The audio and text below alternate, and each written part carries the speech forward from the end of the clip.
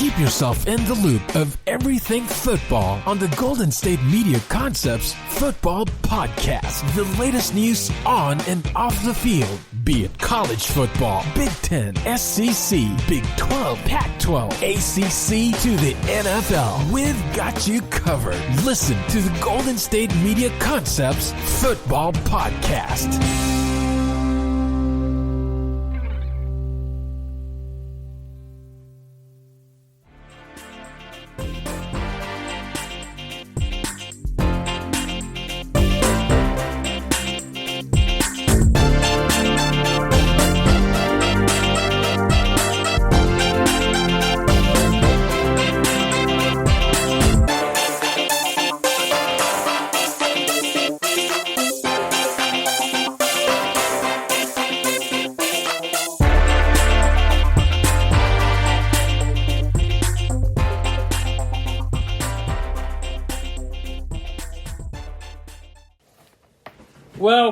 Welcome, ladies and gentlemen. This is the GSMC Football Podcast, brought to you by the GSMC Podcast Network. I am your host, Kayvon, your boy. You know who it is. I hope everyone is having a lovely day today, and just a great early start to their week. It is now Tuesday.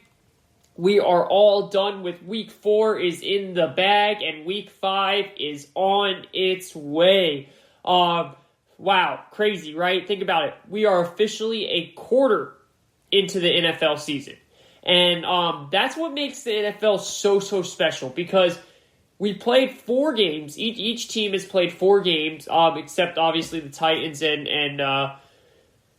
Steelers, who did not get to play last week because of COVID and the outbreak in the Titans organization and everything, which we'll get into all that in a little bit here. But it's pretty crazy to think we're a quarter of the way through the season, and that's why the NFL is so special. You know, you wait all week to get back to your game on Sunday, and then after it happens, it's like, man, there's another game in the books. And now you're just waiting to get back to that next Sunday game, you know. It's Tuesday right now, and you're like, okay, we've got 2 more days, and then we have that Thursday night game. So it feels like the NFL season should be a long time, because your team is only playing 1 game a week. But really, we're already a fourth of the way through, and that's pretty crazy to think about. I hope everyone's team is having a good season so far, because I know that my team is not, and it is really, there's not much more I can say about it. I've already lost, I've already been through every single emotion out there, and now it's just kind of like, hey, let's see what happens from here. Look, the Falcons go on a nice little schedule streak that should be a good amount of wins in these next 5 games, but then again, we also should be sitting here at 2-2 right now as well. So who knows? There's enough about my Falcons. We can get into that at some point. But there's a lot of great storylines as we head into as we head into the last 3/4 of this season. 4 weeks in, and we really couldn't ask for some better storylines going on. We have some teams with high-power players that are just performing at a great level. The Aaron Rodgers just is looking like he is really, really on a mission of trying to show everyone that his own organization made a terrible decision of drafting a quarterback. And, Jordan Love might just make pretty much the easiest first-round contract ever. I mean, seriously, I think, let's see, let me look here. Yeah, so he was later in the first-round pick. I think it was like 24th, 25th overall. And it looks like he signed a 4-year, $12 million deal, right? $6 million signing bonus, average salary per year $3 million, but got $12 million at signing bonus, total guaranteed. Yes, so that might be the easiest $12 million that anyone in their life has ever made, because the way Aaron Rodgers is playing right now, he is telling the Packers organization that I am either never going to let that man step on the field, or you're going to have to trade me and let me go for that to happen. It's that simple. He's saying, I am here to dominate. And I am going to make sure that you guys have ruined that first round pick. And it's pretty crazy because he's doing that to prove his organization wrong while he's also helping his organization win. And, it's just really awesome to see because Rodgers gets a lot of flack and a lot of people will say, rightfully so. And there is at times where that is true, where he has an attitude. And, there's when Matt LaFleur was hired, it's a rookie head coach. He's a younger coach. And it's like, okay, Aaron Rodgers is not going to have this. Well, Matt LaFleur has now been the head coach for an entire season and a fourth of the way through another season, and they have only lost 3 total games. Okay? Clearly, this relationship is working. Clearly, they are happy with each other. You can see Aaron Rodgers and him joke around, and there's a lot more that they have in common than a lot of people thought. And Aaron Rodgers is just happy, man. He's playing good football right now with limited weapons. His number one target, Devontae Adams, hasn't been there the last 2 games. Lazard has been hurt. He's throwing to guys like Robert Tonyan at tight end who nobody even knew before this season. I mean, Rodgers is doing some special things. He is the first one since Patrick Mahomes and Peyton Manning to have 13 touchdowns and 0 interceptions through the first 4 games of the season. And really, right now, it's just him and Russell Wilson, in my mind, for the MVP race. Look, there's others that are right down there behind him that have had good seasons. Mahomes is still having a great season and all that. But right now, my money is with Russell Wilson and Aaron Rodgers. And I think that's going to be the duel all the way out. And I honestly think those two might be the best 2 teams in the NFC moving forward as well. Which is going to be special because those are the type of storylines the NFL loves to see. They want Green Bay to be good. That's a great franchise. That's a big popular franchise. They want their Cowboys to be good. Unfortunately, that's not the case. And when you actually bring up the Packers, you can bring up the Cowboys too, because if you remember, the Cowboys coach now was the former Green Bay Packers coach. And he was there for, I think, 13 seasons with Aaron Rodgers, and they won 1 Super Bowl. And the last couple of seasons, it wasn't good. They were barely even making playoffs at sometimes. Sometimes they didn't make the playoffs. Now, I know Rodgers got hurt a couple years and all that, but there was a dynamic there, and Rodgers was saying that the play calls were just old. It was too easy. And we're really starting to realize that Rodgers was right. Rodgers is winning this divorce. When you look at it, sometimes you look at a divorce and you see, okay, where is each person in 5 years, right? Or even a breakup. Where is each person in 5 years? Who's most successful? Who's doing the most stuff? Who was able to move on the quickest and really get going with their life again? And Rodgers right now is saying, hey, I found a new one in Matt LaFleur who is making me feel young again, who is bringing out plays again that just makes me feel, that makes football fun, relaxed.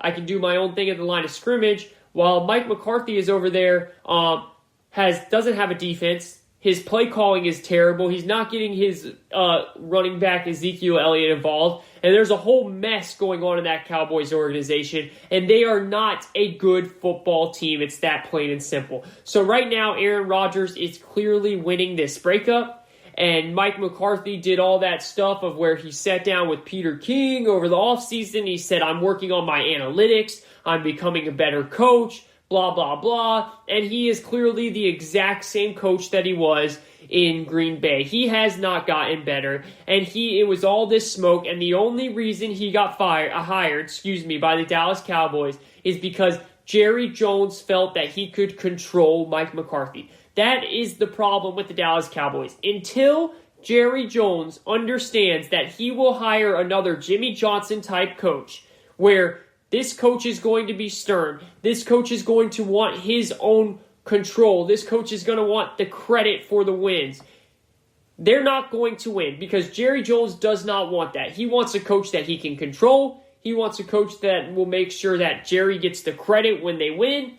He does not want a Jimmy Johnson coach who was getting all the credit because he was doing all the great coaching. There's a reason Jimmy Johnson is not in the Cowboys Ring of Honor.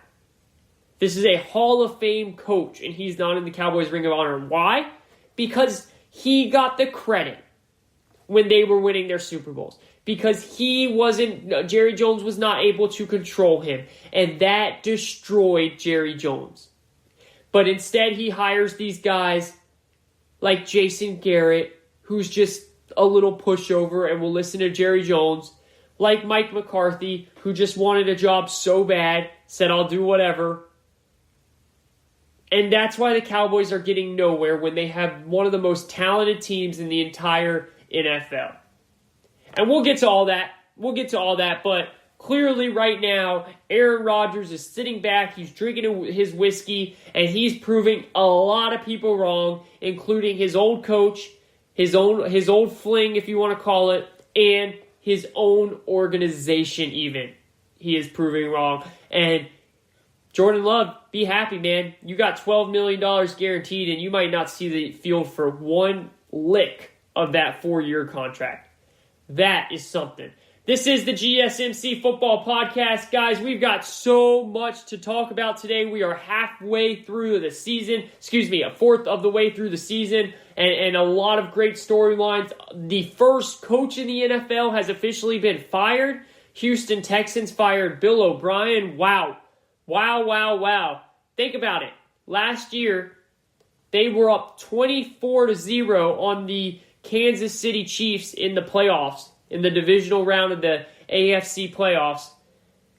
And they let Kansas City come back.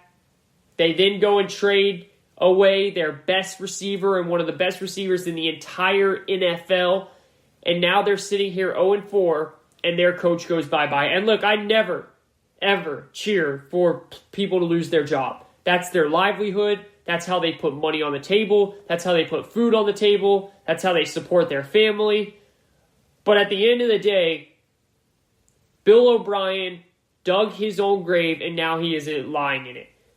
When you make the type of moves that Bill O'Brien made, if this does not work, you will be fired. And that's exactly what happened. Because it's not just Bill O'Brien, the head coach, that got fired.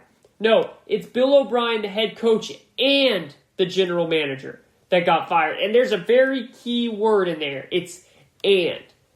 Because that is the biggest reason why Bill O'Brien is fired. What reason is that? It's because Bill O'Brien, the GM, was not able to support Bill O'Brien, the head coach. You see, Bill O'Brien, the head coach, is actually a very good coach. He is. I mean, think about it. They won 3 in a row AFC South titles, their division titles. They've done great things on offense. He's won games and division titles with guys like Brock Osweiler at quarterback. Like, he is a special coach. Once Bill O'Brien then got the power as the GM, everything went to crap. He does not know how to do both. And that's not a shot at him. Guys, there's very little people in the sports industry, any sport, you pick it, that can coach and be GM at the same time. Bill Belichick is the only one that has been able to do that successfully, and even he is terrible at drafting offensive players, and even just drafting players for the majority part. What Bill Belichick rides on is the way he's able to bring in free agents and fix them within his scheme, and they become stars. And then he sends them off right when they're ready to get paid, and then he brings in a new bunch and creates them stars. He has made so much money for guys in the NFL that really are not that good for the type of contract that they end up getting. Why? Because he brings them in, he makes them play Patriot football within that system, within that scheme, and then he uses them for about 4 years. Once their contract is up, some team comes in and swoops them on a big deal, and they usually barely ever live up to what they were in New England. The only player that really has that I've seen that has left New England and still balls is Chandler Jones in Arizona. That's it. Not many people can do the same thing they do in New England because of the way Bill Belichick coaches them there. So even Bill Belichick, the GM, though, has his flaws. Like, name me a good offensive player that Bill Belichick has drafted. I can't name you one. In the last 5 years, I cannot name you a good offensive player that Belichick has drafted. He drafts good on the offensive line, but his skill position picking is awful. So it's very hard to be a coach and the GM at the same time. There's too much on your plate. There's too much power. And from the moment that Bill O'Brien got all that power, he started to write his death sentence. He started to write his firing bill. And it's unfortunate to say that, but that's how it was, because Bill O'Brien, the GM, got Bill O'Brien, the coach, fired.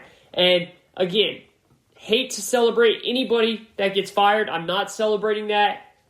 But it's just this plain and simple. At the end of the day, this is the best thing that could have happened for Deshaun Watson. It's the best thing that could have happened.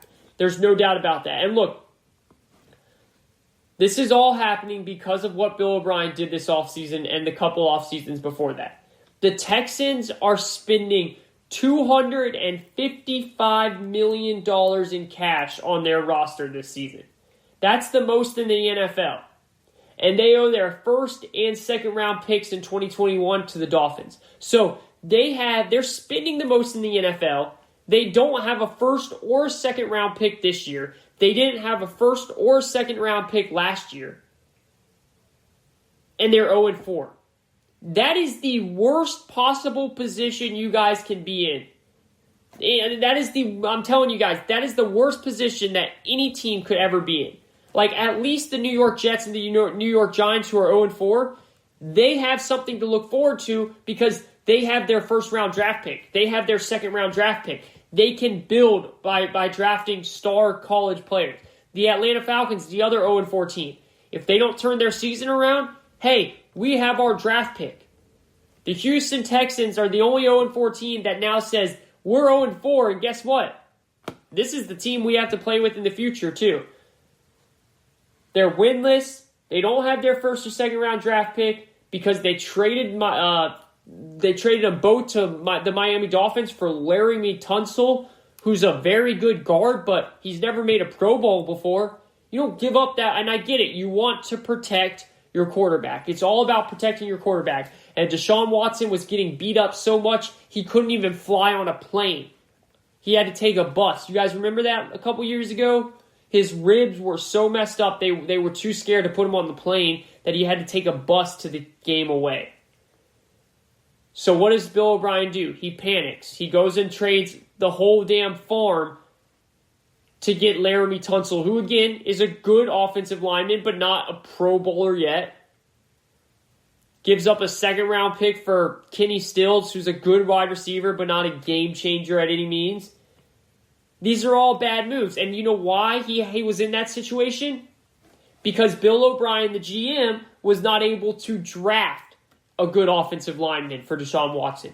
If you draft good offensive linemen, well, guess what? Then you don't need to go out and spend in free agency and trade for big-name tackles and stuff like they did. It all comes full circle here. And look, I get it. All right, they had one of the toughest schedules in the league to start the season. You know, I get all that. They had one of the toughest, they had to play the Chiefs, the Ravens, the Steelers. That's 3 undefeated teams right now. And then the Vikings. The Vikings were winless just like them. The Texans were at home, and they couldn't get the job done. It's that plain and simple. So there's a lot of, but this is the problem, all right? When you go out and you have that tough of a schedule, usually when you have that tough of a schedule, your owner will say, hey, we just played the Chiefs and the Ravens, 2 of the best teams out there. Literally, a lot of people said those were the 2 best teams coming into the season. You play the Steelers, who are undefeated and have one of the best defenses, and then you lose at home to the Vikings, who's not a very good football team. But usually your owner will say, okay, wow, like that was the hardest first three games a team could ask for. So I will we'll give our coach a little bit of sympathy here. We'll stay back. But the fact that they didn't do that just shows the inner dynamics that was going on within that organization that led to this firing. And, if you really want to be honest, Bill O'Brien, the GM, got Bill O'Brien, the head coach, fired. Like I said, because Bill O'Brien, the head coach, was not that bad. 4 out of the last 6 AFC titles went to him and the Houston Texans. They've done some good things there. But Bill O'Brien, the GM, damaged him. Damaged Bill O'Brien, the head coach. So this team, the highest payroll, no first round picks. Whoever the new GM is going to come in there and be, it's going to be a tough job. But at least you have one certain thing. You have your quarterback. And not many teams can say that. And you have your legit quarterback. Because Deshaun Watson is a legit quarterback. He is a real player. He is a winner. So that right then in itself brings a lot of attention to this job. A lot of attention.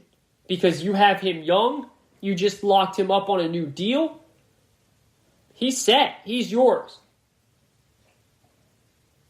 Now, who are they going to bring in to take Deshaun to the next level? That's the big part of all of this. Bill O'Brien, though, let's say it again, he dug this up himself. He put himself in this situation. And that's what happens. The NFL is a bottom line business. I try and remind everyone this all the time when I'm on air here or talking to anyone about football. Professional football is a bottom line business. And when you make some big moves like Bill O'Brien made, and you don't actually show anything for it, you start losing football games, you're out. It's that simple. This is the GSMC Football Podcast. I am your host, Kayvon. Hope everyone's having a beautiful morning to start their day, start their week, Tuesday here. We are going to take a quick break, and when we come back, so much going on today, guys. So much going on. We got game balls to give out. We're going to run the table through the games that happened this weekend. And is my guy, Carson Wentz, back on track? Did anybody see the performance that man put on Sunday night? Woo! We'll discuss it right after this.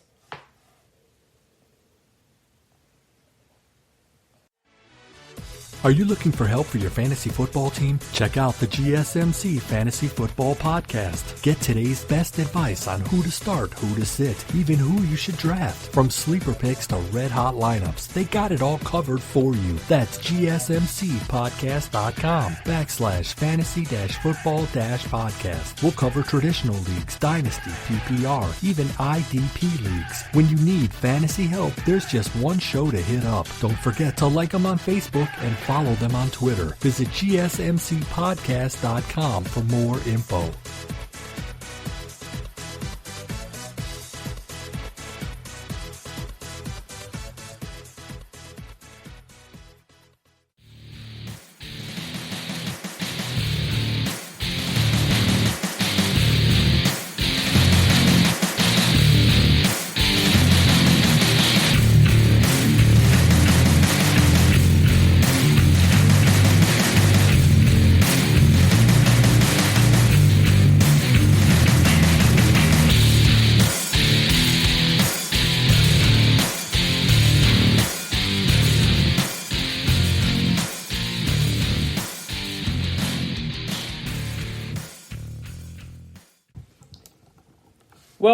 Welcome back. This is the GSMC Football Podcast. I am your host, Kayvon. I hope everyone's having a beautiful start to their week. 2 days away until Week 5 gets kicked off. We are a quarter of the way through the season, and I hope everyone is excited about where their team stands. Hope everyone's fantasy team is doing well. I've got a couple good teams going on. I've got a 4-0 team in one league, which is always exciting. When you go a quarter of the way through the season, haven't had a fantasy loss yet. Knock on that wood. We want to keep it up. I'm 2-2 in my home league with all my homeboys from school, and I play my brother-in-law Matt this week, who's also 2-2 in that league. That's going to be an interesting showdown.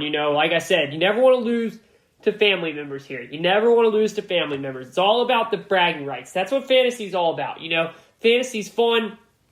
Because, see, I love fantasy for a couple reasons. One, it makes me watch every single game. Now, I watch every single game anyways. I feel like it's my job because I have to come on here and dissect every single game. So I'm always watching every game. There's no doubt about that. But it makes you feel like you kind of have a stake in each game when you have fantasy players, right? It's like Jaguar, like who's watching Jaguars Cincinnati? No offense, but unless you're a Jacksonville fan or a Bengals fan or Joe Burrow fan or something like that, you're really not paying attention to that game. But because I had guys like DJ Chark and Tyler Boyd on my fantasy team, I was checked in through that game to see, hey, what the heck's going on? You know, Joe Mixon, stop scoring all these touchdowns. Give some love to my boy Tyler Boyd here, you know?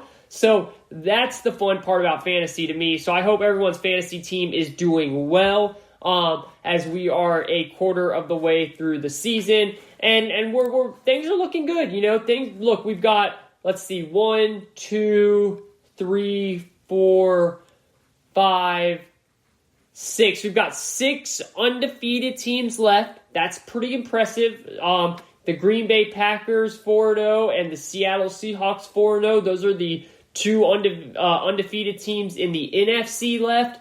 And then in the AFC, you have the Buffalo Bills at 4-0. You've got the Pittsburgh Steelers at 3-0. The Titans at 3-0. Remember, those 2 didn't play last week. They had their bye because of the outbreak going on in Tennessee. And then you have the Kansas City Chiefs who are 4-0. So still a good amount of 4-0 teams, especially in that AFC division, which, speaking of the Buffalo Bills and Kansas City Chiefs, as long as the Bills are able to take care of their business this week against the Titans, which it looks like now we are 2 days in a row without any positive tests coming from that Titan organization, so that game should happen this week. So if the Bills can take care of business against the Titans and go 5-0, and the Chiefs take care of business against the Raiders and go 5-0, then next Thursday night we will have a showdown between the Kansas City Chiefs and the Buffalo Bills at 2 5-0 teams.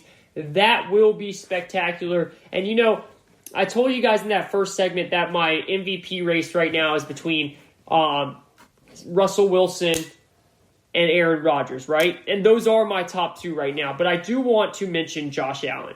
Josh Allen deserves to be mentioned as well, right behind those 2.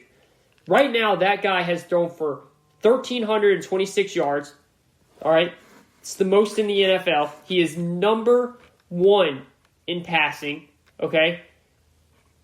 Then he's he's number 2. Dak Prescott has thrown for 1,690 yards, which is a very inflated stat, by the way. And we'll get into that more, but please don't put that much onus into that because a lot of those yards are just comeback yards because they've been down so much, which is, that Cowboys team is a mess. So Josh Allen, 1,300. And remember, guys, Josh Allen was not labeled as a passer. He was not labeled as a passer. A lot of people said, hey, you know, this guy can run, he's athletic, but he's got to work on his accuracy. Right now, he has 1,326 yards and 12 touchdowns. What Josh Allen is doing this season, he needs to be in every single conversation when it comes to the MVP. I have him at number 3, and he's having a career year, and he's taken the next year. He's taken a year up. He's got an 89.9 QBR, and really, you've got to give a lot of credit. I mean, he's got a 70.9 completion percentage. That is such a good completion percentage. You have to give a lot of credit to this organization. Sean McDermott is one heck of a coach. One heck of a coach. And then what Billy Beane has done, or Brandon Beane, excuse me, I'm thinking of baseball over here. What Brandon Beane has done at GM, I mean, God, that Stephon Diggs trade. That Stephon Diggs trade is looking amazing right now. Amazing. What they're doing is just Stephon Diggs is complimenting Josh Allen perfect. You had John Brown last year, Cole Beasley. Your defense is phenomenal. Devin Singletary, they have done such a good job building this team around Josh Allen and his perks. And it's impressive. the Bills Mafia, Bills fans, you guys should be really happy because it looks like you're setting yourself up for a long time of success. After a long time of not having much success, you are really setting yourself up for a long time of success, which is pretty awesome to see. And, Stephon Diggs, by the way, 403 receiving yards, 2 touchdowns, just going for 100 yards almost every single game here so far. That move has really, really paid off for the Buffalo Bills, and it's pretty cool to see them. I still am rolling with the Patriots to win this division because, honestly, a lot of people think I'm crazy when I say this. On Monday night, we got that doubleheader. It's always great to get a doubleheader. See, I really think the NFL needs to look into doing this every single week. 2 Monday night games. People love it. They really need to look into doing that. But I really think that what I saw on Monday night with the Patriots losing to the Chiefs, I actually was more impressed with the Patriots in that loss, if that makes sense. And I know that sounds crazy, but the way they lost that game tells me this. 2 things. 1, wow, Cam Newton is valuable and you need to pay him right now. And 2, Bill Belichick knows how to make Patrick Mahomes a little uneasy. He's the first coach that I've been able to see do that. He did it a couple years ago in the NFC Championship game where he shut him down to 0 points in the first half. And he did it again on Monday night. They ended up winning the game because they didn't have any offense, and Brian Hoyer and Jarrett Stidham were terrible. And we're going to dive into this game more just here in a minute. But I've learned 2 things. You can learn a lot from a loss, I'm telling you guys. It's kind of like this, right? When you go to work and you have a coworker there who everyone loves the coworker, great coworker, works hard, you don't really notice, though, how good of a worker they are until they leave, right? Until they take a couple days off, until they're, for some reason, gone for a little while. They take a hiatus. They take a long vacation. And then when they're gone, you realize, whoa, Susie over here really was keeping everything afloat. The work that she did, look at all this stuff we have to do now. See, you don't realize that until they're gone, right? That's what the Patriots last night, and that's what Patriots fans last night should have seen from what they saw. Because they saw a team that was only down 6-3 at halftime to a fully healthy Patrick Mahomes-led Kansas City Chiefs game in Kansas City, I might add. And a team that really going into the fourth quarter was in that game until their offense blew it by throwing a pick six and another interception and all that. So that shows that Cam Newton is valuable, and it makes me think this. What in the heck were they thinking? Were they really going to go into that season without signing someone? Because clearly Jarrett Stidham is not the long-term option. Clearly, Brian Hoyer, we already all know is not the long-term option. He is a backup quarterback in this league for a reason. They would have been fighting for the first overall pick if they didn't sign Cam Newton, and that's why I think they need to pay Cam Newton as soon as possible. They need to sign Cam Newton and lock him up. He'll be willing to take a discount. He's happy there. He'll be willing to take that discount. Sign him, lock him up, so that things can start to go good. Because they are clearly in trouble without Cam Newton. But with Cam Newton, this team can win it all. And that's why I still have the Patriots as the edge a little bit, because I think when it comes to Bill Belichick, understanding how to coach, understanding how to lock down Josh Allen, he's done a great job on it so far. And then Cam Newton being able to put up points for that offense, this team, I think, still has a bit of a hold on that AFC East for now. But Bills fans, you should be excited because for years to come, you will run this division for a bit. You definitely will. This is the GSMC Football Podcast. I am your host, Kayvon Izami. Hope everyone's having a great week as we head into week number 5. And as we enter week number 5, we've got, as I said, 6 undefeated teams left. We've got 4 winless teams left in the Houston Texans, the New York Giants, the New York Jets, and the Atlanta Falcons. teams that are clearly struggling to find their identity. I think two teams, really, I don't think anyone thought that the Giants or the Jets were going to be in this situation either. So I think every team is a surprise, but I think the Falcons and the Texans are big, big surprises. Now, again, the Falcons have a very favorable schedule. They play at home to the Panthers, who's really hot right now. I mean, they've won 2 in a row after going 0-2, and Teddy Bridgewater. Real quick, if there is someone that we should feel very happy for, it should be Teddy Bridgewater. Do you guys remember a couple years ago when he broke his leg into a point where it was disgusting and teammates were on the field crying? I mean, it was a nasty, nasty injury, right?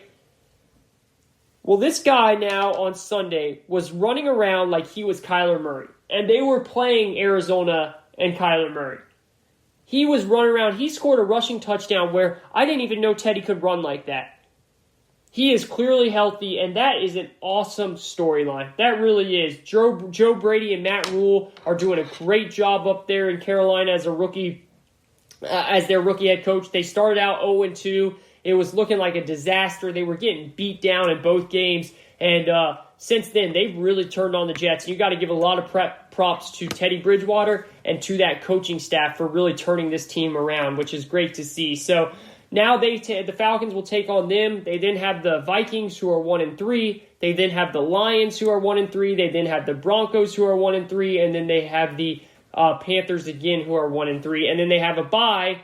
And then they have the Raiders, who are 2-2 at home. So that right there is 6 winnable games. If the Falcons were ever going to turn their season around, it would have to start right now this week. If they lose this week to the Panthers, then all is lost, and they will be fighting for a top 3-4 pick in the NFL draft. And we'll see what happens. They are banged up with injuries, and injuries has been a huge part of this for all teams, but they are hurt. I mean, I think they're opening tryouts for people who want to walk on and try safety. So if you've ever played safety in your life, the Atlanta Falcons need you. Head on down to Atlanta and maybe you can get yourself a tryout. I want to get into this now because my game ball of the week goes to Carson Wentz and that Philadelphia Eagles team. Look, everybody that watches this show knows that I am high on Carson Wentz, right?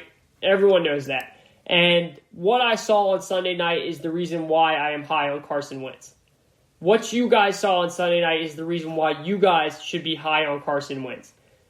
All this talk about Carson Wentz is not an elite quarterback is ridiculous. If you watch that game Sunday night, you will see why he is a special quarterback. Guys, he threw a touchdown pass to Travis Fulgham. Who is Travis Fulgham? Who is that? Does anybody know? Because I have no idea who that is. No idea. I've never even heard of him.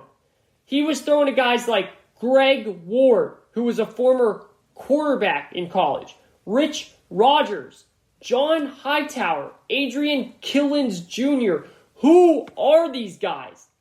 Seriously. I have never heard of any of these guys in my life other than Greg Ward just because I watched him at Houston play quarterback and then he switched to wide receiver when he got to the NFL.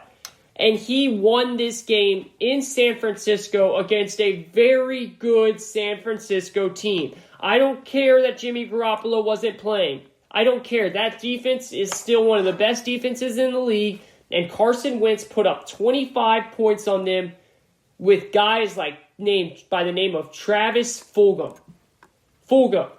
Carson Wentz was taking dives out there. He was running for touchdowns. He was taking hits. He was dropping dimes. He was doing everything that you wanted to see in your quarterback. And let me tell you something. This has a lot to do with who Wentz is as a player, but also what Doug Peterson did over the week. Now, if you guys remember, last week I came on this show and I absolutely hammered. And I mean hammered Doug Peterson for the decision he made to punt the ball against the Bengals and go for a tie instead of a win last week. And I don't take that back. I still think it was an awful decision. I told your team, it told me that you don't believe in your team and that you don't think your team and your offense and your quarterback is good enough to get it done. Well, this past week in the media, I don't know if you guys saw this, but Peterson felt he needed to do something to change it up. And what he did was he got in this reporter's face a little bit about the criticism of Carson Wentz, of his quarterback Carson Wentz. And he defended his quarterback big time. Big time. And I picked this team to win their division. I did. And I'm a Wentz believer. And I think he can do big things in this league. And I think he already has done big things in this league. And I think there's a lot more to come. But last week when Peterson criticized and the reporter and said, hey, I honestly dropped the ball. And then clearly he was able to rally his team and get his team to believe in him. That is a big deal. Now, the reason I brought up the Peterson getting in a reporter's face when backing up his quarterback is because I think that is how he won his team back. I think that is huge what he did. You know why? Because Carson Wentz finally felt loved. He is a human being just like you and I. He wants to feel wanted. That's all. He wants to feel loved. And when you're a QB and your head coach has won a Super Bowl with a QB that was your backup because you were injured, that's always going to be in Wentz's mind. He sees the relationship that Peterson and Foles had. And he wants Peterson to want him. And that's completely fair and completely normal, I may add. And I think that having belief in Carson Wentz is something that Carson Wentz could feel when he went back to North Dakota State Sunday night. Oh, wait a second. I'm being told, something's in my ear, I'm being told that Wentz played for the Philadelphia Eagles on Sunday. I'm sorry, I had no idea. Because of those receivers he was throwing to, I honestly thought he was back in college at North Dakota State. Sorry about that. Sorry, I had no idea. But that's why Wentz is special. What he did there. And I get it. The NFC East is just atrocious. Atrocious. The fact that they're 1-2-1 and that they're leading the division is just unheard of, right? But guess what? If they lost this game, I don't care if they would have still been in the division because it's so bad. They needed to win this game. And they rallied around their quarterback. His coach gave that quarterback love. And he's a human being, and that's all he wanted. Doug Peterson deserves credit. Carson Wentz deserves credit. And Carson Wentz deserves the game ball of the week given by me to bounce back. 2 ugly losses, a tie, was playing some of the worst football of his career. I believe it was the worst stretch of football in his career. And he bounces back like that for a win. That's huge. That is a huge, huge game plan. And he still didn't play perfect. He still didn't play that good. He threw an interception. And that's what's happened. That's what's going to happen when you're throwing to, and no disrespect to these guys. But come on, this is the NFL. It's great that these guys are on the roster, but you also need big-name receivers too. And the fact that Wentz is doing it without any of those big-name receivers other than Zach Ertz, who only caught 4 catches for 9 yards, it's something special. It's something special. And it's going to be interesting to see where this team goes from here. They have a very tough task against the Pittsburgh Steelers this week. We'll see what happens. But right now, Philadelphia in the NFC East is 1-2-1. Washington is in second with 1-3. Then Dallas is 1-3. And then the New York Giants are 0-4. The New York Giants are 0-4. And they play Washington this week. And if they beat Washington, they will be 1 game out of first place. That is how bad this division is. This is the GSMC Football Podcast. I am your host, Kayvon Izami. Hope everyone's having a lovely day. We are going to take a quick break, and when we come back, we will dive into more of the games that went down this weekend. We will catch up on the corona incidents that are going around the NFL. What is going to happen to the Vikings? To the Titans? Are they going to play this week? Is the NFL going to punish them?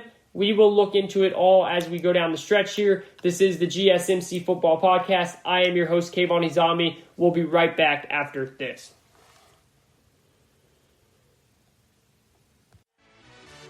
Check out the show that's built on the MMA, from the UFC to extreme cage fighting. They got the fights covered. Check out the GSMC MMA podcast. Get the latest news on past or upcoming fights. Join us as we talk to and about some of the biggest names in the MMA, past, present, and future. When it's the fight game, there's just one show to check out. GSMCpodcast.com/MMA-podcast. Don't forget to like them on Facebook and follow them on Twitter. Visit GSMCpodcast.com for more info.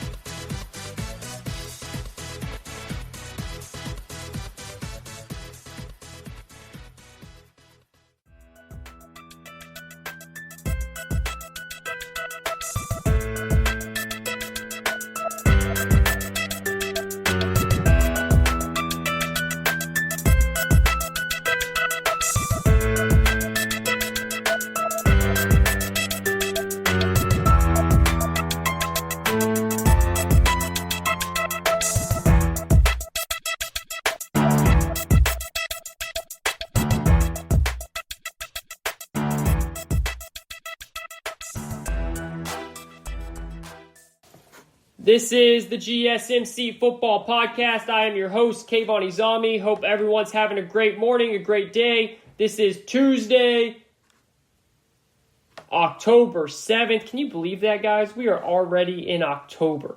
October. Wow, that's nuts.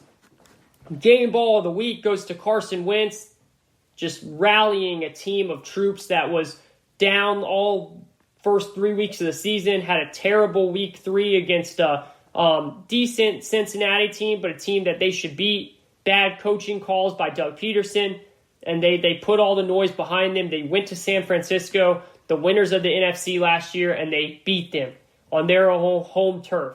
And that is why I picked the Eagles to win the division. Also, I looked at the Cowboys and I said, they're just not a good team. They have great players, but they're not a good team. They don't have that good of a coach. That's all on Jerry Jones. He wants to be able to control his coach, and he does not. And that's why he hires guys like Jason Garrett and Mike McCarthy. It's that simple. And the Eagles, they might not have a better roster, but they have real players that play football. And Dak Prescott, while he's putting up godly numbers, just insane numbers, a lot of those numbers are extremely misleading. Because go look at the first half of Dak Prescott's games. They're not very good. They're not very good at all. They're turning the ball over. They're getting themselves in huge holes. And then the only way to dig it out is by just throwing. And that's why he's throwing the ball 50 times a game and he's putting up those type of numbers.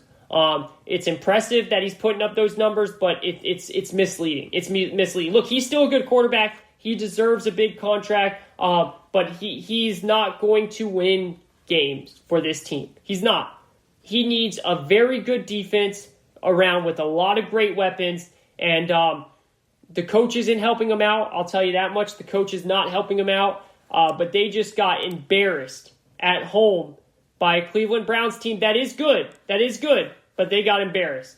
And they got embarrassed week 2 for the first 3 quarters, and then they came back and got lucky by the Falcons just choking it away.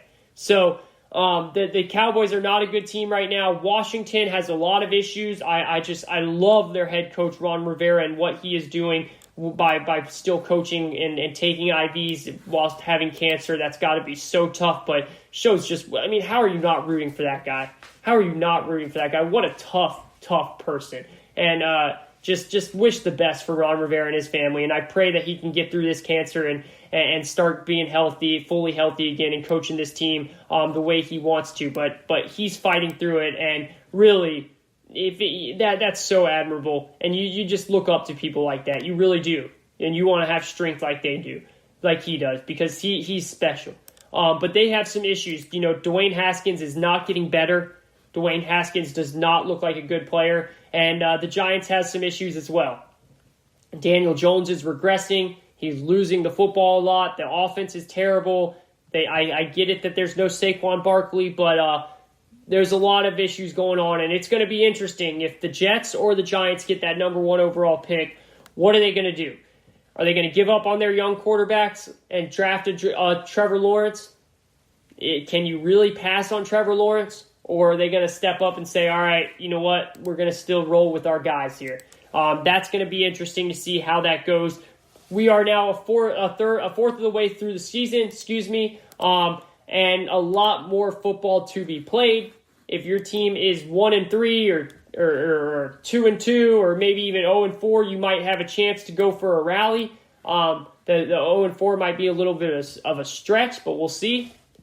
But there's still hope. Like I said, look, the Giants, they haven't played good, but they're one game out of their division, right? The Jets, a lot's got to happen. Sam Darnold's banged up now. I think Joe Flacco is starting, which, by the way, might be smart to play that Cardinals defense if you have him, because I don't see good things happening with Joe Flacco. He's a backup now. He's not a good quarterback anymore. But we'll see. Maybe he'll give him a spark or something. So I think the Jets are the one team that you can write off. The Texans, they're 0-4. But hey, when you have a quarterback like Deshaun Watson and you make a coaching change midseason, sometimes that fires up your team. Sometimes that really gets your team going.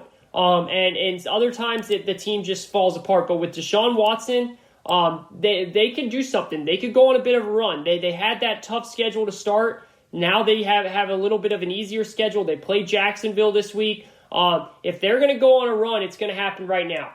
If the Falcons are going to go on a run, it's going to happen right now. If the Giants are going to go on a run, it's going to have to happen right now. So we'll see what happens. Don't give up on your team. Keep watching. You guys are fans for a reason, all right? Yeah, you get frustrated. Trust me, I get frustrated. But you got to be loyal. You got to roll with your team. This is football, baby. This isn't the NBA where you can, love players, where I love LeBron. I follow LeBron. That's my guy. Falcons, I'm sticking with Falcons, baby. I'm sticking with Falcons. I have faith. I have faith in Dan Quinn, even though he's really starting to lose it every game. I do not have faith in our offensive coordinator, Dirk Cutter. I think he is not a good offensive coordinator. I think the football has outgrown him. I don't think he is adapted to the modern times of football, and the play calling is what I mean by that. And that's unfortunate, but they have the horses on offense to get it going. The only unfortunate part is they have now lost about 4 safeties. So again, if you've played safety, if you're a football player, go to Flowery Branch. That's their practice facility. You might be able to get a tryout. All right, now I want to focus on this real quick, and that's what's going on with COVID and everything. Clearly, as I said last week, I said this last week. I said on Saturday when the whole NFL was going through some serious chaos. You remember at one point we had the outbreak with Tennessee. The NFL was investigating that. Then we had Cam Newton test positive, and then we saw a player on the Saints test positive. Luckily, that ended up being a false positive, and everything's good to go. But and they got to play that game against the Lions. So we were panicking. Luckily, it ended up only being one game had to be canceled, that Titans-Steelers game. This is my whole thing. The protocols work in the NFL. The protocols that the NFL set up work, and now we know that because 2 teams have had one player test positive and nobody else. What does that mean? That means that these protocols are working. That means that if the organizations are following these protocols, then they are doing it right. That these protocols are officially working. Each organization has to follow the protocols. Clearly, the Atlanta Falcons and the New England Patriots are doing that. They're social distancing during meetings. They're making everybody wear masks when they're in the facilities. They're following their contact tracing. The players are listening. Okay? Like, in the scheme of things, when you look at it and you say, okay, we really only had one outbreak between 32 teams. Each team has 90 players on each roster. That's impressive, guys. I mean, this is not going to be perfect. It's not. Things are going to happen. You can get the virus just by sometimes being unlucky, right? It's a virus. It's contagious. But if you follow the protocols, then that's how we limit outbreaks. And that's why the NFL is investigating the Titans. And I guarantee you this, when they're done with that investigation, they are going to crack down hard. They're going to crack down hard on the Titans to show the league, hey, Don't let this happen again. To show every other organization, hey, this is what's going to happen if you don't follow the protocols. Right? Think about it. They have to make an example out of someone, just like how they made an example out of the coaches week 1 and 2 that weren't wearing their mask. They fined them an absurd amount of money. And that's the big deal. That's the big deal. So, it's going to be up to the players to follow the protocols here. It's going to be up to the players to follow those protocols. It's going to be up to the organizations, the head coaches, the GMs, the owners, to make sure that they are following the protocols. If you follow the protocols, then this can really work. This can really, really work. But you got to follow the protocols. And we'll see. We'll see what happens from here. And this is the one thing, though, and this is the one thing I said before the season of why I was confused why the NFL didn't do this. I'm confused why the NFL didn't come up with, let's say, like extra bye weeks, I guess we could put it, or just extra weeks where we can be prepared if something happens. It almost felt like the NFL thought, you know what, it's going to be fine. Like, we're gonna, our protocols, we believe in our protocols, we trust in our protocols, and it's going to work. And that's great. They should trust in their protocols. Their protocols should be strict enough and thought out, planned out enough where it works. And it clearly does work, as we just said, with what we saw with the Vikings the Falcons and the Patriots. And that's a 2-team sample size. I feel like that's a lot. I do, because of how many players are in that team. And because with one of the teams having the positive test come from their quarterback, right? Their quarterback. What does the quarterback do? The quarterback touches the ball. The quarterback touches the ball every single time. The quarterback's in the huddle with with numbers of players all throughout practice. He's touching the ball. He's spreading the ball around. So the fact that that virus didn't get transported to anybody else is extremely impressive. It shows that they are following the protocols, and the protocols do work. So I love that the NFL has made the protocols good enough where they trust it, but this is a virus. It's inevitable that at least at some point, players are going to test positive like this. And the fact that they did not prepare for it, the fact that they did not give every team 2 bye weeks. Why not give every team 2 bye weeks? Now, I know that they said that the Super Bowl date is flexible. We can move that back and all that. But why not give every team 2 bye weeks so that when this does come up, they are able to move schedules around more than once? Think about this. The Tennessee Titans have already had to use their bye week. And so have the Pittsburgh Steelers, and the Pittsburgh Steelers did not even get infected by the virus. So they had to move it around because of their opponent, because of the Titans. So what happens now if the Titans play someone that then gets infected by the virus, Where the Titans then have to move their schedule around because their opponent can't play. They already had their bye week. There's no other week for them to move that schedule around. It makes no sense why the NFL did not add 2 bye weeks for every team. Also, let's just put it this way. I heard recently, I know I just told you guys that that there has been no more positive tests coming from that Titans organization. I don't know why I keep saying Vikings. I think it's because the Titans played the Vikings 2 weeks ago after this breakout happened, or then the breakout happened, so I keep thinking Vikings. But remember, the Vikings didn't get any positive tests, so they weren't able to transport that virus from during the game like that, which is good news. But breaking news here, we are getting reports that 2 more players on the Titans organization have tested positive. So we thought we were out of the woods, we thought this was over, and now here it is all back again. That's the problem, okay? We just got back into the woods now. 2 days went by, no positive tests. The Titans were going to be able to go back to their organization today and start practicing. Now they have 2 positive tests. Wednesday, they were going to be able to go back. Now they can't go back. Now their game is seriously in jeopardy upcoming Sunday. There is a very good chance they will not be playing against Buffalo this Sunday. It's already Tuesday, so Wednesday's going to come around. They aren't going to be able to practice.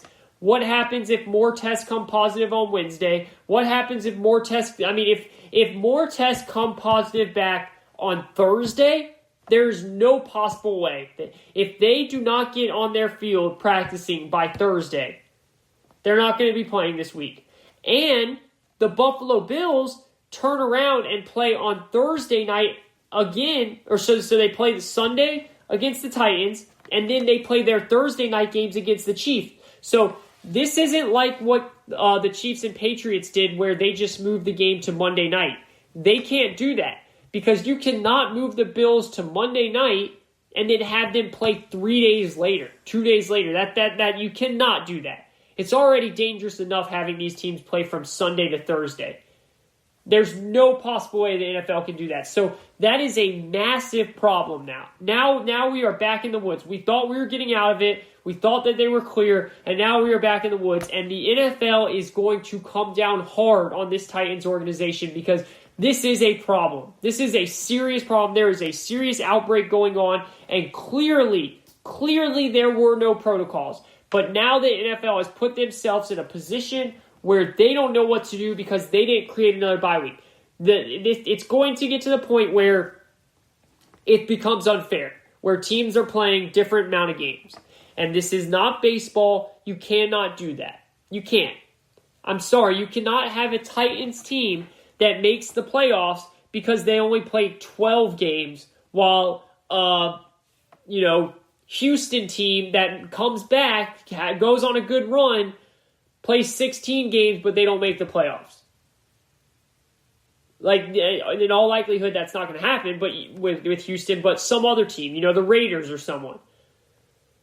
That's unfair. Things start to become unfair there. And the NFL is going to have to figure this out. And I honestly think the best thing they can do is create it right now. Why not? Look, you have to be humble, okay? You have to be willing to accept your mistakes. You have to.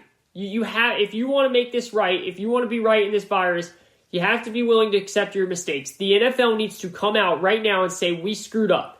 We should have added 2 bye weeks for every team. So what we're going to do is we're going to change around the schedule right now. Why not? It's a pandemic. It's okay to change around the schedule. I would rather them change around the schedule than have unfair competitive advantage and disadvantage. You can't have that. You cannot have that. That is wrong. So they've got to figure something out here. And now, we're getting word that 2 more Titans have tested positive, as I just said. And I guarantee you now they are going to be in a huge crunch and will probably not be able to play this weekend. And again, they cannot move that game to a Monday or Tuesday night because the Bills turn around and play the Chiefs on Thursday. What's going to happen? Do you make the Titans forfeit as a punishment? Can you finish your investigation in time before this weekend and realize that clearly the Vikings lacked protocol and say, hey, because of that, you guys forfeit and you lose this game? Why not? I mean, it's wrong. It sucks. But hey, they didn't follow protocol. And if you want to talk about a harsh penalty, where teams are going to say, oh, heck no. Nobody wants to forfeit a game as an NFL player. Forfeit a game? That's the worst thing that could happen. So, yeah, you could find this organization. I've heard even rumors about taking draft picks away. I don't think that's a good idea at all. I get the whole scare tactic in that because nobody wants that. Draft picks are so big in the sport of the NFL. Draft picks are bigger than any other sport when it comes to NFL because the college players make a serious impact in this game. Why not forfeit? Why not make a team forfeit their game if they're not able to play? Talk about following rules. Talk about players not getting paid because you forfeit. You don't play the game. I don't know. Doesn't that make you think that they would try and follow the guidelines better? I know if I was the player, I would. If I was in that organization, I would. And again, unlucky things happen, right? You can get this virus by being extremely cautious, and it can still happen. It's a virus. It's contagious. But an outbreak like this does not happen unless clearly a couple of people are not going by the protocols and by the rules. It's just that simple. It's just that simple. And that's got to change. That's got to change. And that's why the NFL has to come down hard on these Titans, because this is now a mess. This is now a mess. And let me be very clear here, okay? Because I have all these people I see on Twitter saying, these are in shape NFL football players. They're not going to die from this virus. They'll be fine. That is not the freaking point, okay? First of all, we have learned about this underlying heart disease that has killed football players, that has killed younger men. Okay? So that's one thing. We can't just rule out that no one's going to die. All right. Second is, that is not the point. The point is, the NFL is saying they do not want an outbreak like this to happen. Because once an outbreak like this happens with that many people in one organization, it's going to get extremely messy when we start talking about 20, 30 people infected. This is about keeping everyone safe. This is about not allowing an outbreak. This is about having, if someone tests positive, it's one person, like we saw with the Patriots, like we saw with the Falcons. That is the NFL's goal here. Just like the NFL's goal was to stop coaches from wearing their mask all loosey-goosey. And guess how much they fine those coaches? A crap ton of money. They fine the organizations a crap ton of money. And now every coach is out there wearing a mask or a face shield. And it works. Look, I'm not in the Titans organization. I do not know how they're running their rules. But the NFL is there investigating. They're going to find out. And if they were not proper, if they were not stern, if they were not following the protocols, then the NFL has to come down on them to set an example for everyone else. And the NFL has to start coming up. They need to be in their New York offices right now, Roger Goodell with his team, coming up with a new schedule with 2 bye weeks for everyone. That's the only way it's going to work. It's got to happen. This is the GSMC Football Podcast. I am your host, Kayvon Izami. We're going to take a quick break, and when we come back, it is time to dive into the Tampa Bay Buccaneers. Didn't I tell you guys Tom Brady was going to thrive? And their coach said, if we had Jameis Winston under center on Sunday, we would not have come back and won that game. Is he right or is he right? We'll talk about it right after this.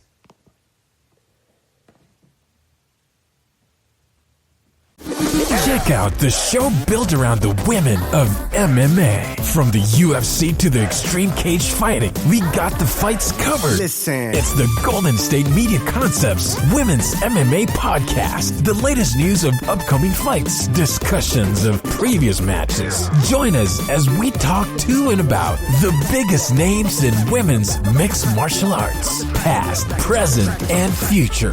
When it's the women's fight game, you know where to listen to. The Golden State Media Concepts Women's MMA Podcast.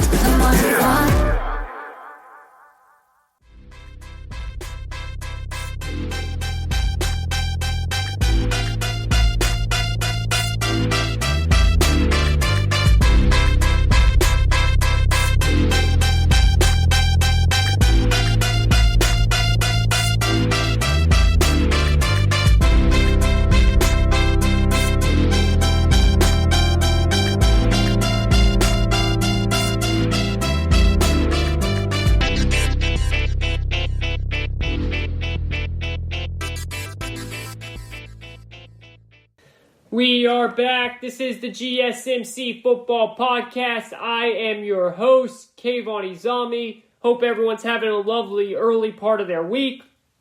Tuesday here, 2 more days until football is back. With that Thursday night kickoff, Tampa Bay Buccaneers at the Chicago Bears. A little Super Bowl rematch of Nick Foles versus Tom Brady. Remember that when Nick Foles had the game of his life? Hasn't played a game like that since, and I don't think he ever will. No disrespect to Nick Foles. Unless he plays, of course, the Atlanta Falcons every week where he went off the other week. But look, we saw, everyone was, I have all these Chicago, friends and people that I work with that love Chicago, the Bears, and they're all like, we wanted Foles all year. We're so happy Foles is in. And then look how they played yesterday. I was telling them, I was like, guys, Foles is not the long-term answer. You have a really good team, so maybe he can deliver you guys a winning record, but you're not going anywhere with Nick Foles, okay? Nick Foles has been all around the league for a reason, okay? If he was a franchise legit quarterback, he wouldn't have been bounced around through so many teams by now. He's not the answer. He's just better than Mitchell Trubisky. That's all it is. That's all it is. And I don't even know if he's that much better than him. He just won't turn over the ball as much as Mitch, and that's all Matt Nagy wants. Matt Nagy's a great play caller, but they couldn't do anything on offense. And I get it. The Colts are a good defense, but come on. They're not the 85 Bears defense or anything. I'm telling you, the Nick Foles is not the option. Now, this is a Thursday night game. It's in Chicago. I know there won't be any fans, but they're going to be pumped up. And it's going to be interesting how that game goes. I think that's a tough game for the Tampa Bay Buccaneers. But it will be interesting to see how Brady's ready to go. Now, Brady had an amazing game last week. They got down. I think they were down like 27-7 maybe, or it was 21-7 at halftime, and Brady just turned on the Jets, threw 5 touchdowns. He looked like he was 35 again. 35 again. He was just darting balls all over the place. And after the game, head coach Bruce Arians says, hey, we don't win that game last year. With Jameis Winston, we do not come back and win that game. That's the difference. Now you have Tom Brady. Now you have the best quarterback ever, and the Bucs are legit. The Bucs are legit. That's why I picked them to go to the Super Bowl. Now, I think there's a lot of work to do because they do have a lot. There's a lot. The NFC is very competitive. There's a lot going on in the NFC, so not fully comfortable with that pick, but I think Brady keeps getting better as they go. I think he keeps getting better with his weapons, and they've been banged up. Chris Godwin's barely played any this season. Mike Evans has been in and out of the lineup, but boy, when he is in the lineups with Brady, I swear he goes for 100 yards every single game. Mike Evans is fun to watch with Brady out there. Scotty Miller, Brady making Scotty Miller look like the next Edelman. They lost O.J. Howard for the season. That's unfortunate. I feel real bad for O.J. Howard. This was going to be his big year. We've been saying that since he's gotten into the NFL, but he was going to do good things with Brady, so I feel bad for him there. I hope he recovers soon. We'll see if this starts to get Gronk involved, but I'm liking my pick with like I said, I'm not fully comfortable because the Packers look great, the Seahawks look great, the Rams look really good. There's a lot of good teams left, but Tampa Bay's starting to get going here. They are, and I feel comfortable with them winning the division because I don't think the Saints are very good. We'll see what happens when Michael Thomas comes back, but right now I really do not find the Saints very good. It took a lot for them to have to beat the Lions, who are also a very bad football team. So we'll see. But this is quarter number 4. Hopefully we got a big lead. We can have a great quarter here and then get out with a win, another win on the week, and have some fun before we get into that Thursday night game. So, we just talked about what's going on with COVID. It's breaking news. 2 more Titans have tested positive. Now that puts in question for them to be able to return to their organization. The whole plan was they were going to return to their organization on Wednesday because it's been 2 days in a row of 0 positive tests. If Wednesday morning came and there was no positive test again, they were going to return to practice. Now we have another round of 2 positive tests, which means they cannot return on Wednesday, which means there's in a lot of trouble now about probably not being able to play on Sunday against the Bills. I don't know how they'll be able to if they don't get out there practicing by Thursday. A lot going on now. And the NFL has put themselves in this position, unfortunately, because of them not creating extra weeks in the schedule. This is a pandemic. You have to be willing to adapt. And the NFL felt like they're the NFL. We're going to make it work because we're the NFL and we dominate and we're a billion-dollar corporation. It doesn't work that way. You have to be able to adapt. Now, all these people freaking out like, oh, this is the end of the NFL season, just stop. It's going to take a lot to end the NFL season, okay? And again, we actually relatively are doing we're doing well. Like, you see this outbreak and it makes people look at it bad, but remember, there are 32 organizations. There are 80 to 90 players in each organization, and then there's another 20 plus coaching staff members and training staff members and everyone that works inside that organization. To have only one outbreak through 5 weeks is extremely impressive, okay? There are going to be outbreaks here and there. There are going to be lapses. There are going to be positive tests. What the NFL doesn't want is outbreaks like this. They want what happened with the Falcons to happen. They want no one to test positive, obviously, but if someone's going to test positive, they want it to be like what happened with the Falcons. AJ Terrell test positive, no one else did. What happened with the Patriots? Cam Newton test positive, no one else did. Why? Protocols are being followed. That works. That makes the NFL feel good about their protocols. That makes the NFL feel like they're doing the right thing here. But they didn't do the right thing by creating more space with their schedule. That's what needed to happen. They needed to create more space with their schedule. And I'm totally okay with the NFL admitting that they messed up and saying, hey, we'll fix it. Why not, NFL? It's okay. This is a pandemic. You have to make changes. You have to be able to adapt. The most successful businesses, the ones that are staying open, are the ones that are adapting. Again, there's bad luck. There's some businesses that really cannot do anything at all. They just can't because of what's going on with society. That's not on them. But the businesses that are able to adapt and are able to keep bringing in business, they're succeeding. They're making do because they're adapting. The NFL, it's okay to say, hey, whoa. All right, we made it through 5 weeks. Honestly, relatively a win for being able to only have one outbreak.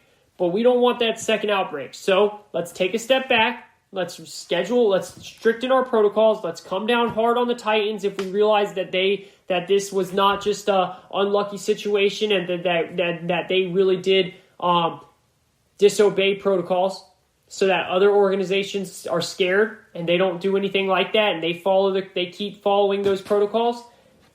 And then let's take a step back and create some extra bye weeks for each team just in case moving forward. That's what's got to happen. And that is okay. This is the GSMC Football Podcast. I am your host, Kayvon Izami. Now, I do want to say I hope Cam Newton is okay. I hope AJ Terrell is okay. I hope everyone that tested positive in that Vikings organization is okay. All right, this is still very scary. Even though that they're professional athletes, it's still scary that they tested positive. It's still a very, very scary thing. So we wish their prayers for them. Now, coming up to end the show, we will give you guys our power rankings.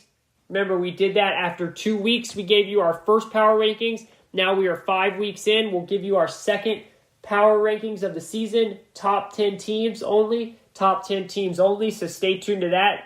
See where teams fell. See where teams are at. Moving forward.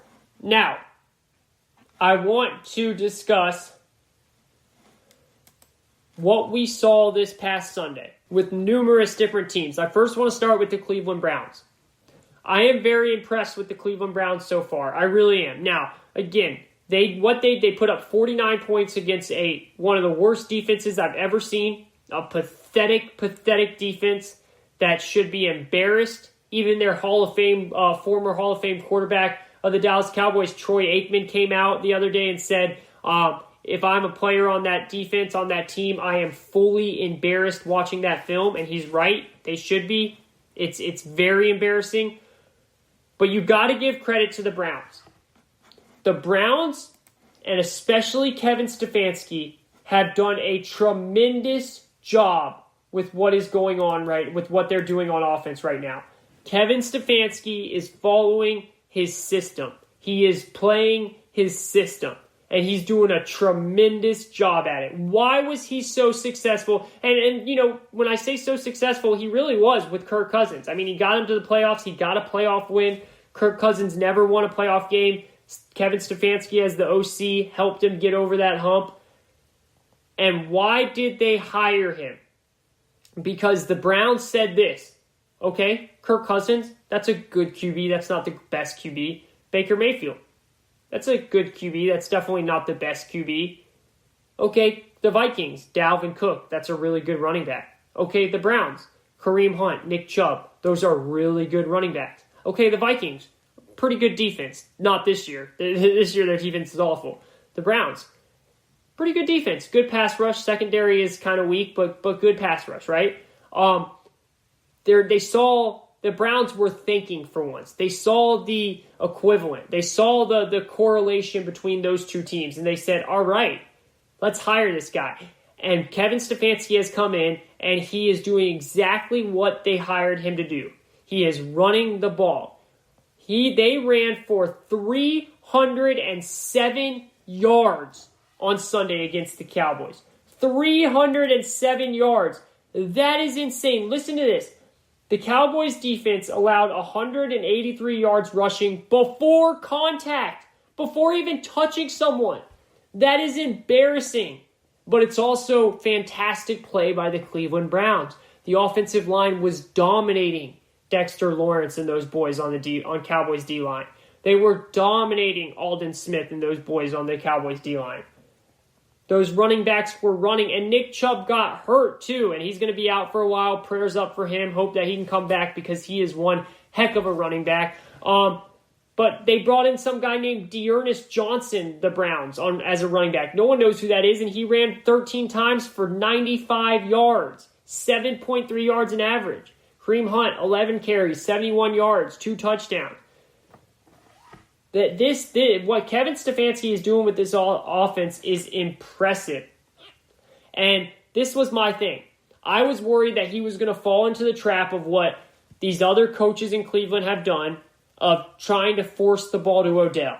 He hasn't done that. He said, Odell, just wait your turn. It's going to come. Let me establish my offense first. Let me scare the defenses with our run game, and then it will come. And that's exactly what has happened. He has scared those defenses, and now he's able to do these trick plays where he's giving the ball to Jarvis. Jarvis is throwing for a touchdown. He's handing it off on a wide receiver wheel around, going for a touchdown to Odell. He's being creative now to get Odell the ball. Odell was gracious enough. He sat back. He wasn't loud. He wasn't causing problems. He said, okay. And now the Browns are 3-1. They're looking good. Baker Mayfield is looking good. And this is good football. This is good football. Very, very impressed with what the Cleveland Browns and Kevin Stefanski's doing. And right now, Kevin Stefanski should be a candidate for Coach of the Year. He should be. Because he is making this team look good. He is working with his system. And I really like what I'm seeing in the Browns so far. And it will be interesting to see how they keep it up as they move forward here. And start to, play some division opponents again. They got that beat down against Baltimore week 1, but that is week 1, feeling out process, no preseason, all that. So we'll see how things go from here. Now, I do want to give you guys my power rankings as we finish up the show here. We gave you our power rankings after week 1, the top 10, or after week 2, the top 10 teams. In our power rankings, and now we will go ahead and give you our updated version of the power rankings for the top 10 after 4 weeks. We are a quarter of the way through the season. You pretty much know people's identity. You know what you're thinking. You know what you're seeing in each team. So you have a good idea of where each team stands and where each team is headed. Now, it's the NFL. A lot of different things can happen, of course, but I think we have a clear, concise picture of who our top 10 is right now after week 4. So let's get into it. All right, 4 weeks in, let's give you our top 10. Number 10, the Tennessee Titans. Tennessee Titans sitting at 3-0. They did not get to play this last week. We'll see if they get to play this week.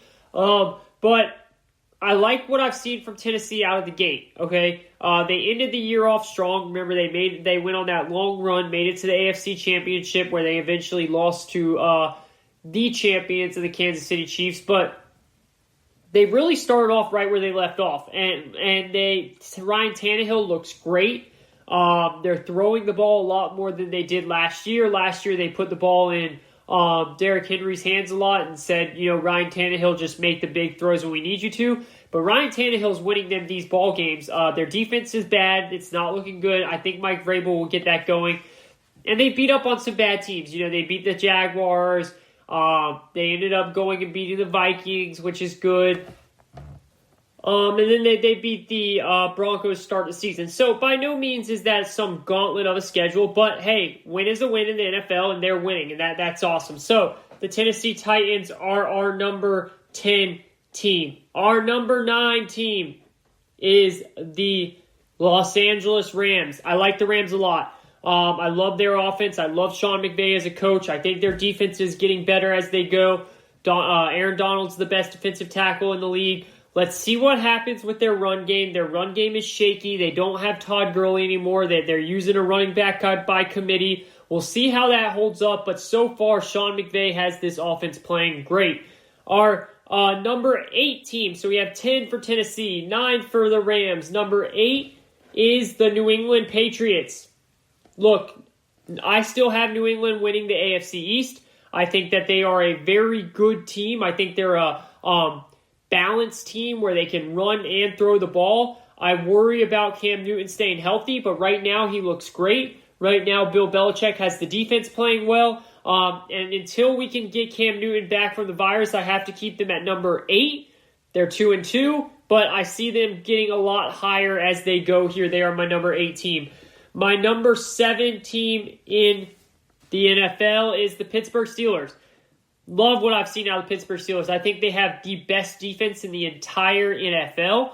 I think their offense will get better as they go. They produce wide receivers like no other there. Big Ben is looking great to start the season. My only worries is their run game and can Big Ben stay healthy. But as long as Big Ben can stay healthy, this team is going to stay in the top 10 all year long.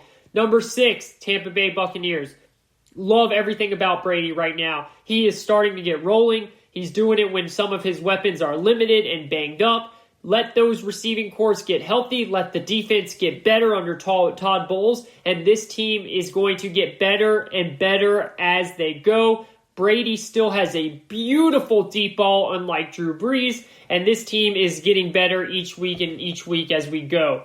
Number 5 is the Buffalo Bills. Man, Josh Allen looks good. Man, Stephon Diggs looks good. Even Devin Singletary's getting some run game in there. The defense has been a little bit shaky. They've let a lot of points up for some bad teams, and they still haven't beaten a very good team yet. I can't wait to see how they play against the Chiefs next Thursday. I hope they get to play the Titans this week because I think that's a good matchup for them too. But the Bills have been playing very, very well. They are my number 5 team in the NFL right now. My number 4, the Baltimore Ravens. Look, I dropped them down. They're a great team. They're going to keep winning. They're going to win 14, 13 games. I need to see them win a big game first. I need to see Lamar win a big game before I get them any higher than this. Again, they're going to be a great team. They're going to win 14, 13, 12 games. But Lamar, he disappointed me against the Chiefs once again. I got to see them win a big game, but they are my number 4 team right now. Number 3, Seattle Seahawks. Seattle looks amazing. Russell Wilson is winning them these games. The only thing about Seattle is their defense is terrible. See, Russell Wilson and that offense is going to have to win them every single game because their defense is so bad. Now, when Jamal Adams gets back, when he's healthy, maybe that will get going, but they have no pass rush, and their offensive line is not very good either. Russell Wilson will be up to him, and right now he's showing us he can do that. They are my number 3 team. My number 2 team, the Green Bay Packers. they're just smoking people with injured wide receivers, playing with receivers we don't even know. Aaron Rodgers is on a mission. The defense is okay. Aaron Jones looks like one of the best running backs in the league. They are going to continue to get better and better as they go, as they get Adams healthy, Lazard healthy. They're going to keep giving the ball to Robert Tonyan, Marquez Valdes-Scantling, and the defense will get better as they go too. The Packers are my number 2, and my number 1 is the Kansas City Chiefs. I believe the Kansas City Chiefs, if they want to, can go undefeated, and I don't say that lightly, but they are that good. They are that good. They have too many weapons. They're too hard to contain, and like I said last episode, more than half of the teams they can beat with Mahomes having a bad game. They really can beat up on almost every team out there, and when Mahomes plays his best, they will beat anyone. So until I see someone beat the Chiefs, they will be my number 1 team in the power rankings. And those are my top 10 as we head into week 5. I hope everyone has enjoyed the show. We appreciate you guys for listening as always. We really, really do. And we cannot wait to come back on Saturday to break down the Thursday night game, see what happens, and then talk all things about the week 5 matchups. Get your fantasy team set. Get your teams rolling. Don't give up if your team's starting bad, because they can finish strong. Thank you so much for listening to the GSMC Football Podcast, brought to you by the GSMC Podcast Network. I would like to ask that you please remember to subscribe to the show and write a nice review. That really helps us. Also, if you can, please follow us on Facebook, Twitter, and Instagram. Thank you guys. Have a great night. We will talk to you on Saturday. Have a good one. Tired of searching the vast jungle of podcasts? Now listen close and hear this out. There's a podcast network that covers just about everything that you've been searching. Hey! The Golden State Media Concepts Podcast Network is here. Nothing less than a podcast bliss with endless hours of podcast coverage. From news, sports, music, fashion, cooking, entertainment, fantasy football, and so much more. So stop lurking around and go straight out to the Golden State Media Concepts Podcast Network. Guaranteed to fill that podcast itch. Whatever it may be. Visit us at www.gsmcpodcast.com. Follow us on Facebook and Twitter, and download us on iTunes, SoundCloud, and Google Play.